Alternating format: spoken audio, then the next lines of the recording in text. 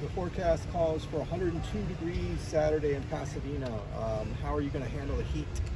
We'll try to get a dome built between now and then. I don't know if that'll work, but that's just, you got to deal with it. We have always planned on, especially early, you got to play a lot of depth. You got to play a lot of guys. And I think that's beneficial to us is that we do have a lot of guys that we can play. You got to monitor it. We practice at the time we're going to play, so we're usually on the field at that point in time. It's obviously a little bit cooler here than it is up there, but you can't manufacture that. It's not like we can get reflective mirrors out there and make it a little bit hotter for training sessions today. But the one thing is both teams have to play in the same weather, so they'll be under the same situation that we are. So really the key to it is depth, and our team does a really good job from a hydration standpoint. So we'll see how that goes. You have the cool zones out there, right? Yeah, they'll have them on the sidelines. Yeah. How would you say, I remember in 2019 you said it was like the healthiest training camp you ever had. It seems like this is a really good one. It has been. I think our guys have done a really good job. Football has become a year-round deal for all these guys. I think KB's done a great job with them in the off-season. So I think sometimes there's an in shape, out of shape, in shape, out of shape. That really doesn't occur now. And at any places in college, I think you're probably a little bit more healthier because your depth obviously gets tested. And I think that's the one thing you learn is that the teams that are usually the deepest, when you get to later in the year, it's beneficial to you. So, but it has been a relatively healthy training camp. So, knock on wood, we still have 4 more days to go before we play the game. So, we'd like to get through at least Wednesday, which is the hitting portions of our week. So, but right now we're on track to be pretty healthy. So, I've got a true but useless factoid for you. Their quarterback is the son of former USC quarterback Paul McDonald. Ah, he was a great player at USC. Yeah. What have you seen in their quarterback? I think he's obviously the guy we got to focus on and stop. I think he does a great job within their system. And Scott's always done a really good job with all the quarterbacks that he's coached in his career. But I think he really truly understands what they're doing. They're an empty a lot. And I think they're an empty because the quarterback can direct everything, and he seems like he's a sharp, really well-coached kid. He also makes a lot of plays off script, so when the rush gets home, but he can stay alive, and he's made some really, really big plays. He's got his eyes downfield. He's a lot like Russell Wilson that way. Some guys, when they look to scramble, they look to run.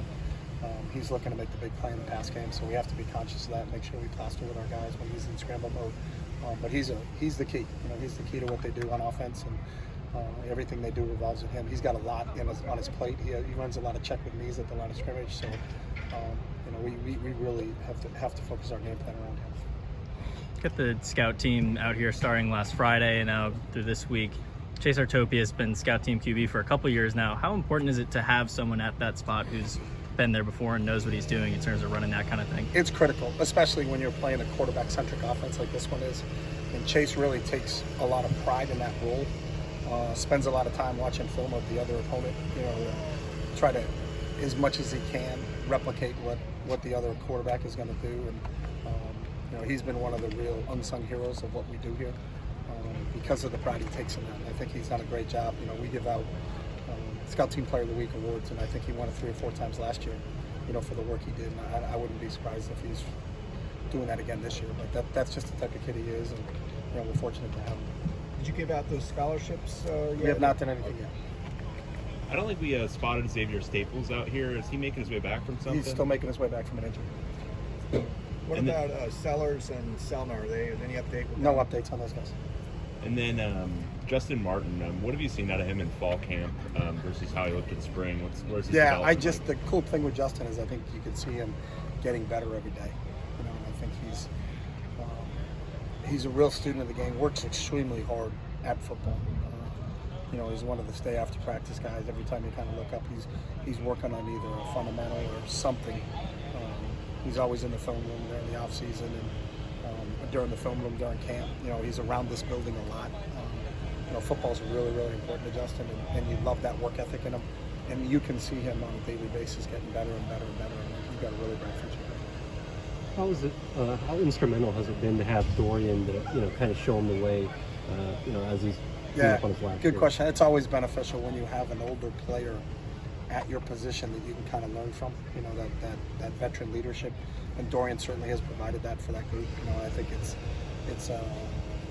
it's one of the neat things about that room is that you do have, you know, a fifth-year kid all the way down to a true freshman, you know, and all the classes in between.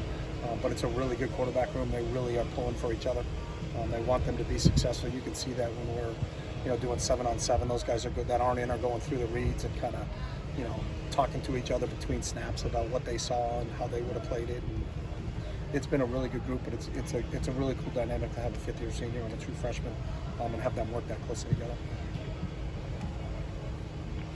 Okay. Okay, guys.